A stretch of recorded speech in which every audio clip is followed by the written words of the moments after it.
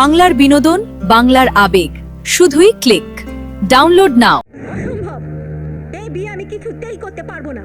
নন্দা, আমি তোমার মা, আমি যা বলবো তোমাকে সেটাই করতে হবে।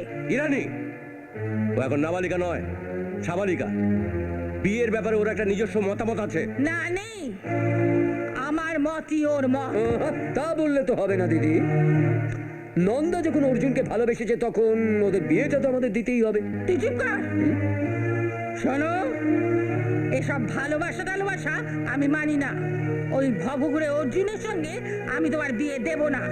এ মাসের 22 তারিখে তোমার বিয়ে হবে সনাতন বাবুর ভাই রুদ্রর সঙ্গে। তাহলে তুমিও একটা কথা শুনে রাখো মা, অর্জুন ছাড়া আমি কাউকে বিয়ে করব না।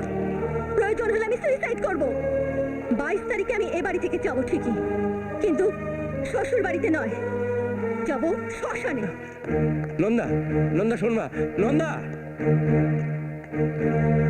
আমিও দেখব কি করে তুমি অর্জুনকে বিয়ে করো।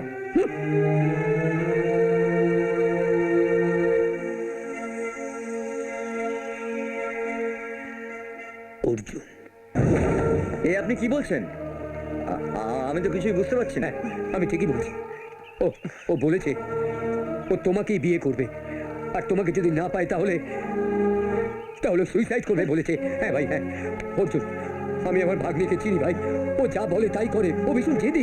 তুমি ওকে বাঁচাও অর্জুন, লক্ষ্মী ভাইকে, আমার ভাগ্নিকে তুমি বাঁচাও। দেখুন, আপনি বুঝতে পারছেন না যে হ্যাঁ অর্জুন, বাবা বাবু ঠিকই বলেছে। সত্যি যদি কিছু করে বসে, তুই যা, তোর ভালোবাসাকে বাঁচা। হ্যাঁ গুরু, আমি বলছি এভাবে তুমি তোমার ভালোবাসাকে নষ্ট করো না।